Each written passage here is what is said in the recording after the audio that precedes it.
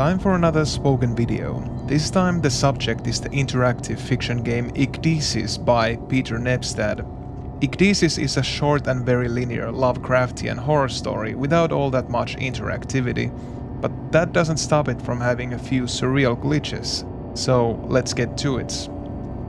In this game you play as some unnamed man who is in his home with his family and he wakes up in the middle of the night to a headache, and things promptly go worse and worse from there. The Lovecraftian strangeness already begins in the bedroom at the very start of the game. If you write "lie down on floor" while still lying in bed, the main character will then simultaneously be on the bed and the floor.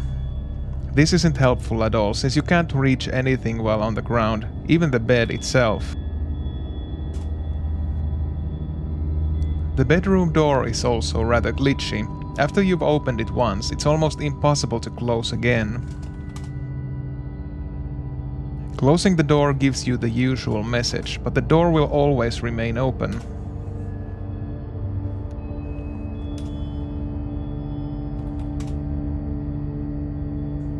The only way I found out how to close the bedroom door once it's opened is to go to the hallway, open the children's room door, and then write close door and then write all. So this opens the children's bedroom. Now, close door. Which door do you mean? All. Finally, this tricky door has been closed.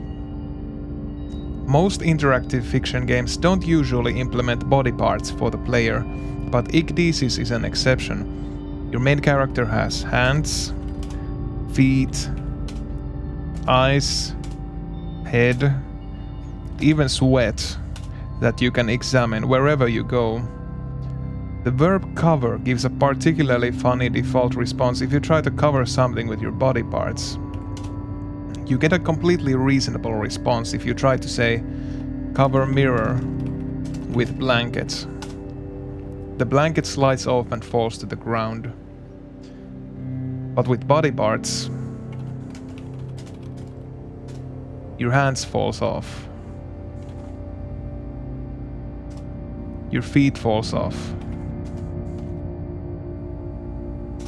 Your eyes falls off. Your head falls off. Even the sweat falls off. Aside the funny description, this does in fact leave your body implementation behind, so if you now go to the hallway and try to examine your body parts, none of them are with you any longer.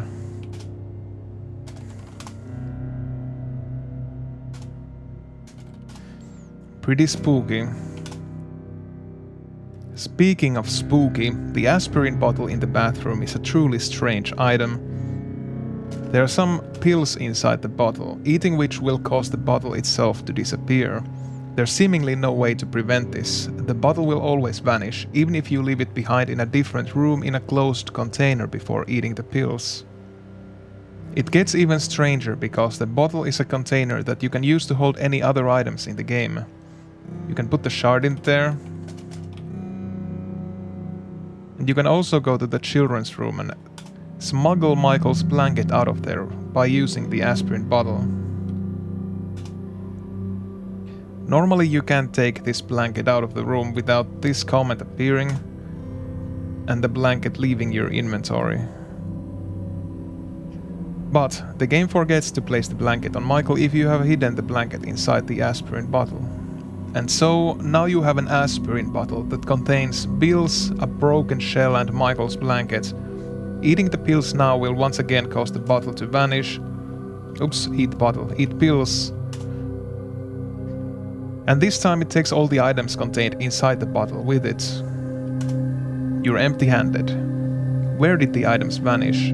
The world may never know, and poor Michael will never get his blanket now. Speaking more about Michael's blanket, normally after it's been placed on Michael, you can't pick it up again.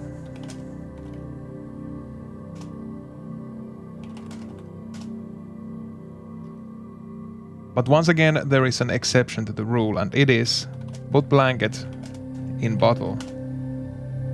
The mysterious power of the bottle lets you bypass the normal rules of the game, but after you do this, you will have received an invisible blanket.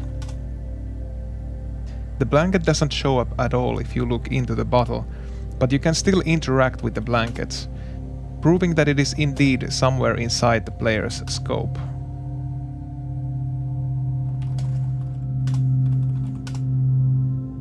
The blanket finally becomes visible again once you take blanket normally.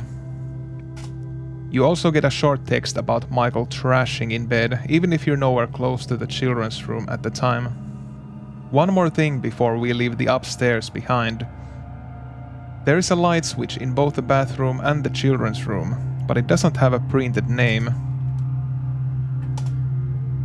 So you get some glitched messages if you try to interact with it.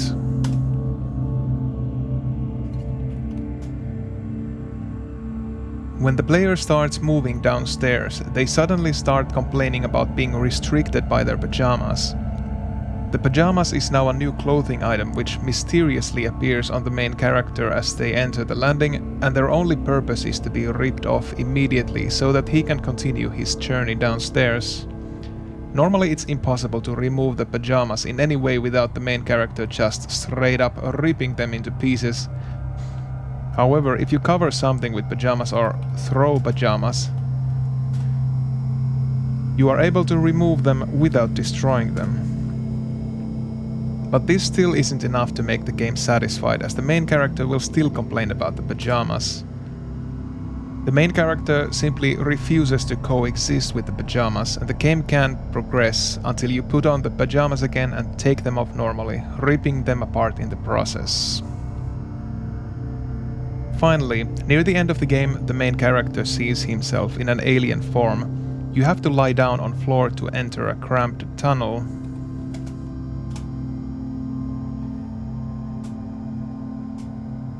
But if after that point you ever write "lie down on floor" again, you can make the game unwinnable. This is because you can't move anywhere while lying on ground.